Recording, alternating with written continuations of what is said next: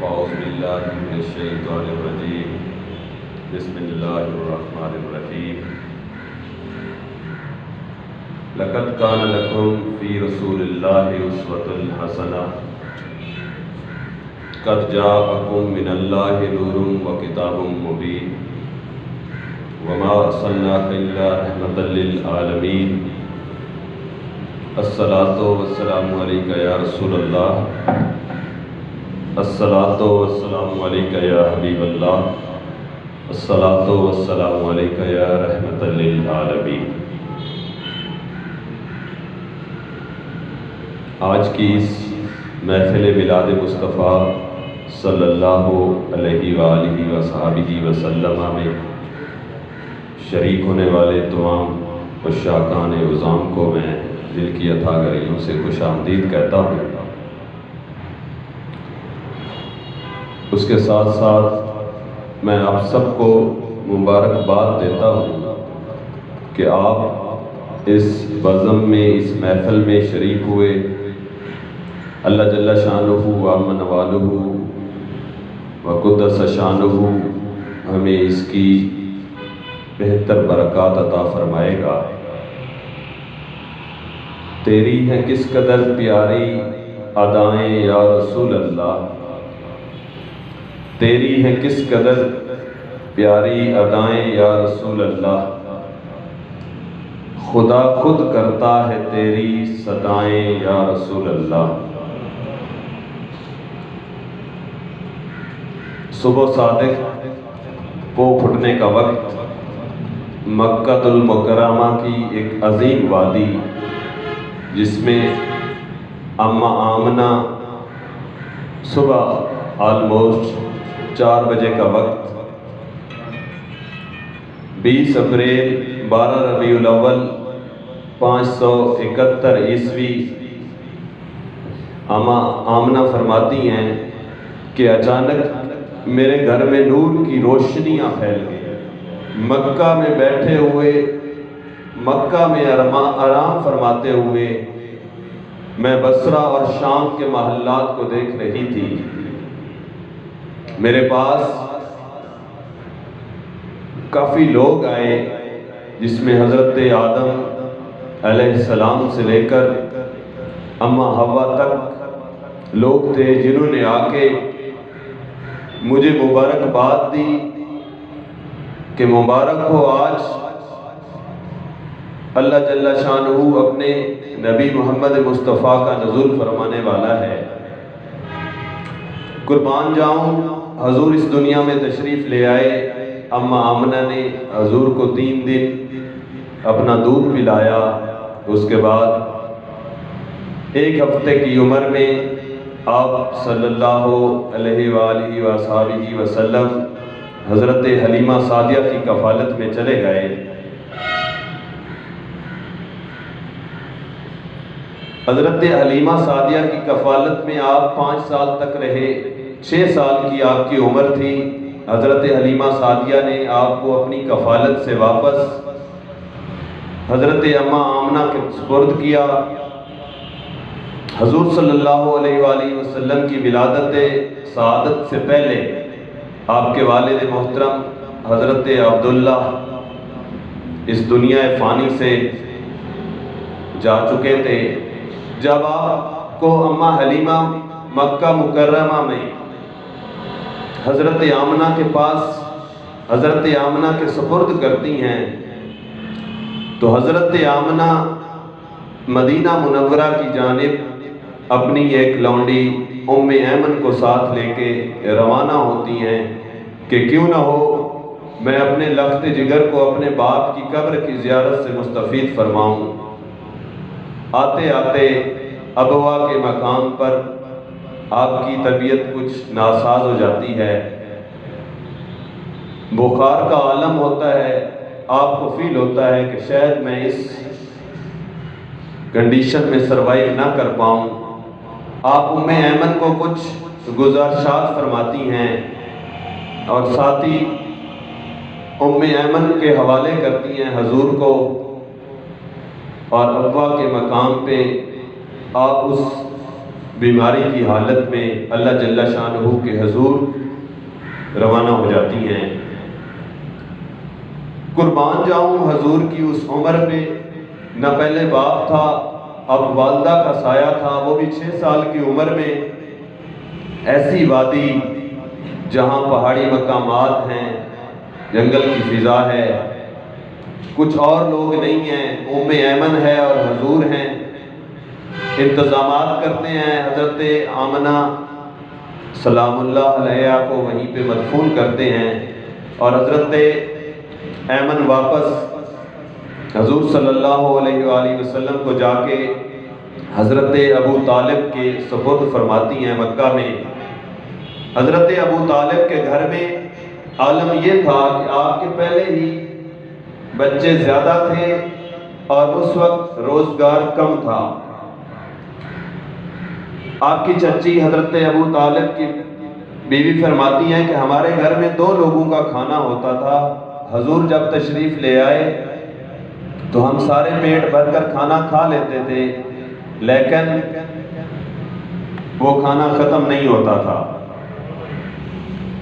اس کے بعد آپ 6 سال کی عمر میں حضرت ابو طالب تجارت کی خاطر ملک شام کی جانب روانہ ہوتے ہیں، تو حضور صلی اللہ علیہ وآلہ وسلم کو بھی ساتھ لیتے ہیں۔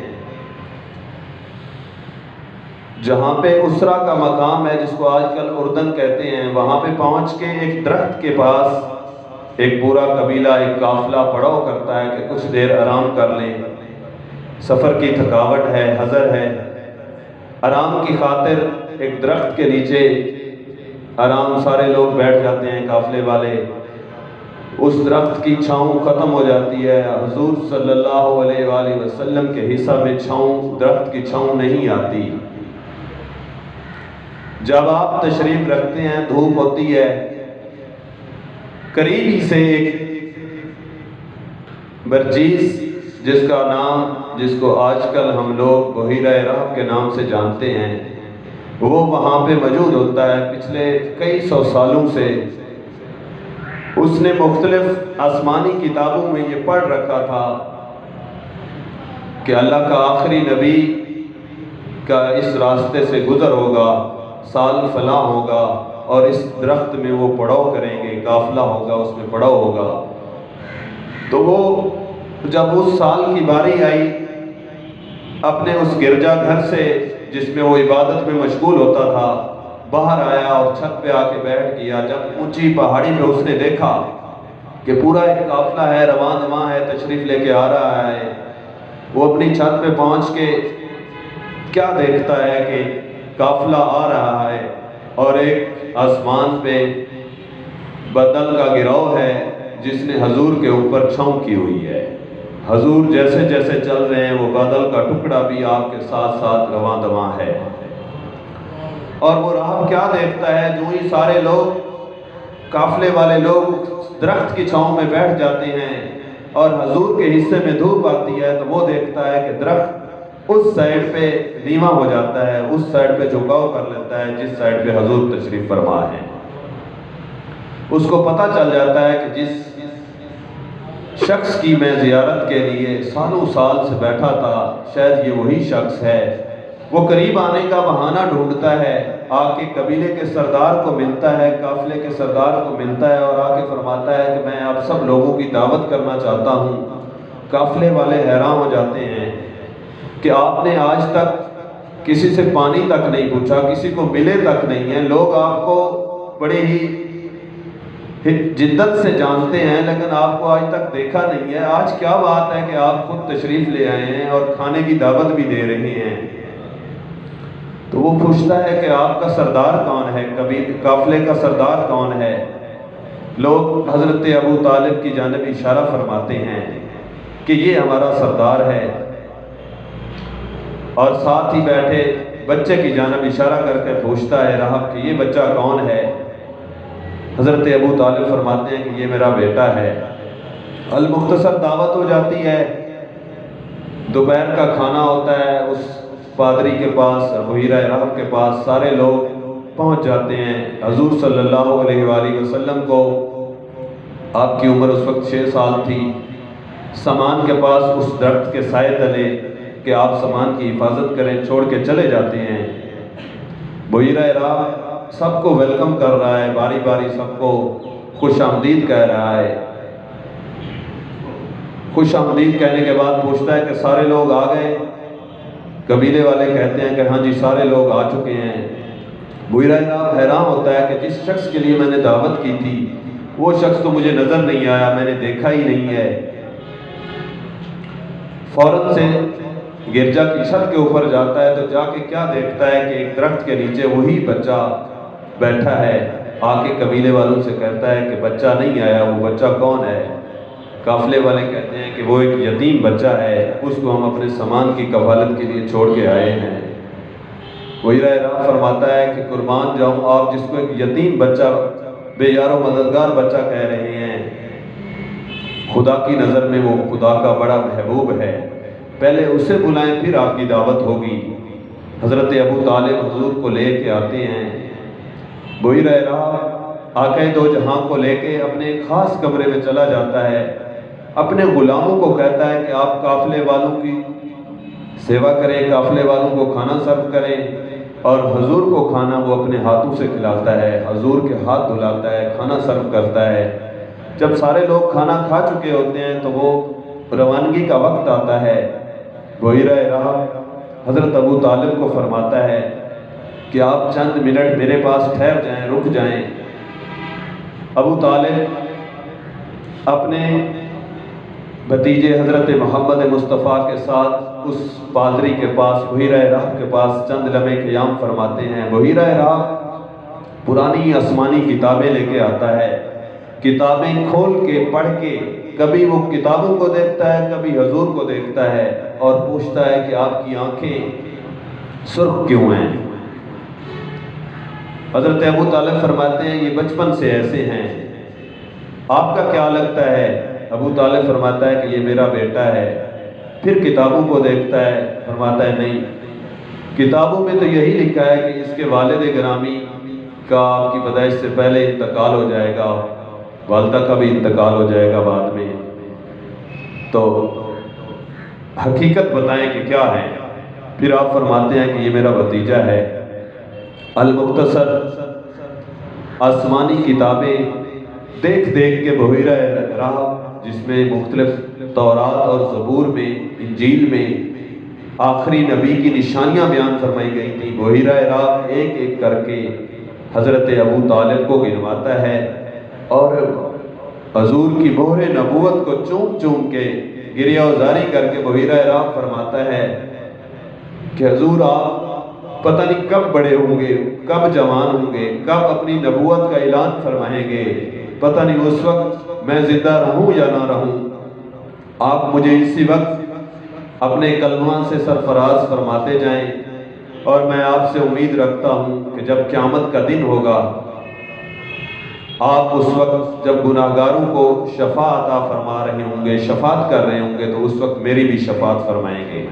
6 سال کی عمر میں بحیرہ راہ نے حضور کو پہچان لیا تھا۔ اس کے بعد آپ قافلے شام چلے گئے، شام سے تجارت ہوئی، تجارت کے بعد آقا دو جہاں صلی اللہ علیہ وآلہ وصحبہ وسلم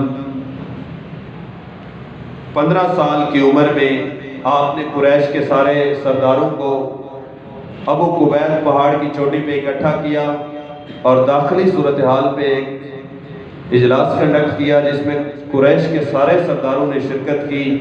اس وقت مکہ کی داخلی صورتحال یہ تھی کہ دن رات ڈکیٹیاں، چوریاں عام تھیں، اور آپ نے 15 سال کی عمر میں تمام سرداروں کو اکٹھا کر کے ام الفضول کے نام سے ایک معاہدہ طے کیا، جس میں سماجی اصوبیس طے کیے گئے، کچھ ضابطے بنائے گئے کہ آج کے بعد ہم آپ کو امان دیں گے، آپ ہمیں امان دیں گے، اور کسی قسم کی گلی محلوں میں کوئی چوری ڈکیٹی کی واردات نہیں ہوگی، اور اگر ہوگی تو پنچایت کے لوگ جو ڈیسیژن دیں گے ان کے بارے میں اس پہ امپلیمنٹیشن ہوگی۔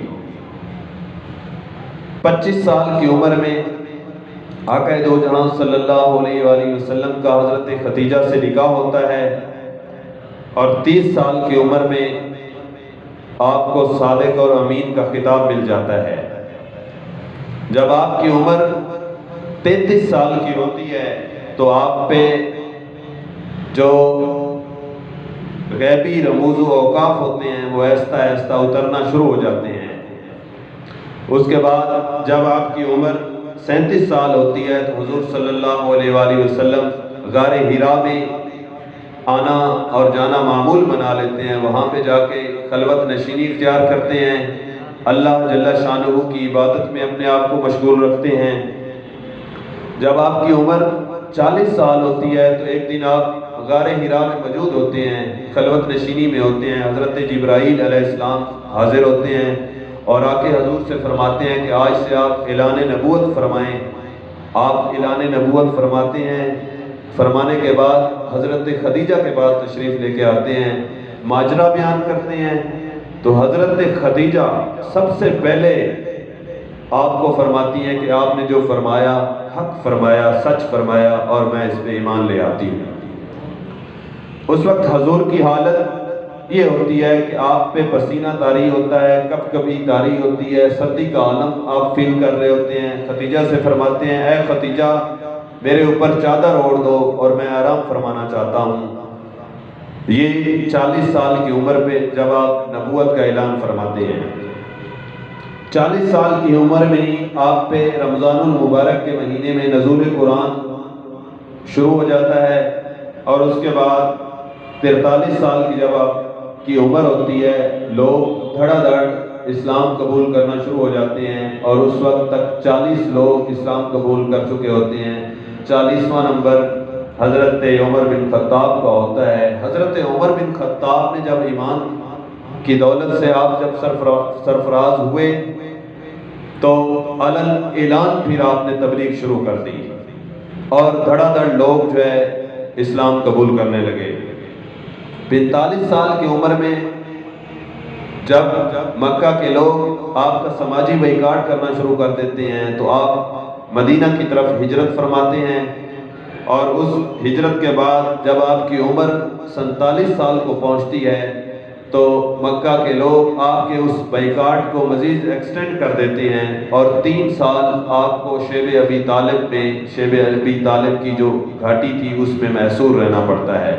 اس کے بعد آپ 50 سال کی عمر میں واپس مکہ تشریف لے کے آتے ہیں، اور اس 50 سال کی عمر میں آپ کی پیاری لاڈلی زوجہ حضرت خدیجہ کا اور حضرت ابو طالب کا انتقال ہو جاتا ہے، جس کو عام الحزن کے نام سے آپ اس سال کو عام الحزن کا نام دیتے ہیں۔ 52 سال کی عمر میں واقعہ معراج ہوتا ہے، اور آج آپ اور میں جو 5 نمازیں پڑھ رہے ہیں یہ اس وقت 52 سال کی عمر میں واقعہ معراج میں ہم سب پر فرض ہوتی ہیں۔ حضور پہ اس وقت حضور صلی اللہ علیہ وآلہ وسلم 8 نمازیں پڑھتے تھے، لیکن ہم پہ 5 فرض ہوئیں۔ آپ تہجد، نوافل اور مختلف ڈیفرنٹ قسم کی سنتیں ادا کر کے ٹوٹل 8 نمازیں اس وقت پڑھتے تھے۔ 53 سال کی عمر میں جو مختلف قبائل کے لوگ تھے، شیبہ، عتبہ وغیرہ کے لوگ، وہ دھڑا دھڑ ایمان کی دولت سے سرفراز ہونا شروع ہو جاتے ہیں، اور مسلمانوں کی طاقت میں بے پناہ اضافہ ہو جاتا ہے۔ 54 سال کی عمر میں آپ دوبارہ مدینہ تشریف لے آئے اور آ کے مسجد نبوی کی بنیاد رکھی حضرت ایوب انصاری کے گھر میں، اور باقاعدہ طور پہ مسجد نبوی کی جو ہے کنسٹرکشن شروع ہوئی، اور اسی سال حج، زکوٰۃ اور روزے فرض ہوئے۔ المختصر یہ سفر رواں دواں رہا، اور 63 سال کی عمر میں آپ اس دنیا فانی سے پردہ فرما گئے۔ حضور صلی اللہ علیہ وآلہ وسلم کی سیرت کا ایک چھوٹا سا اجمالی خاکہ میں نے آپ کے سامنے رکھا۔ آج میں آپ کو بتانا یہ چاہتا ہوں کہ جب آپ کی عمر 6 سال تھی تو بحیرہ رحب نے آپ کو پہچان لیا تھا، اور آج ہم حضور کے امتی ہیں، غلام ہیں، ہم نے کلمہ پڑھا ہوا ہے، ہم اسوہ کامل کو کس حد تک فالو کر رہے ہیں. ہمیں چاہیے کہ حضور کے اسوہ کامل کو جو ہمارے سامنے ایک عملی نمونہ موجود ہے اس کو فالو کریں. جیسے حضور نے ہمیں درس دیا اس کو فالو کریں. ٹائم کی نزاکت کو مد نظر رکھتے ہوئے آج کی اس سیرت کو آپ کے گوش گزار کیا. وما علینا الا البلاغ المبین. سبحان اللہ. یہ تھے محمد اکرم اویسی صاحب.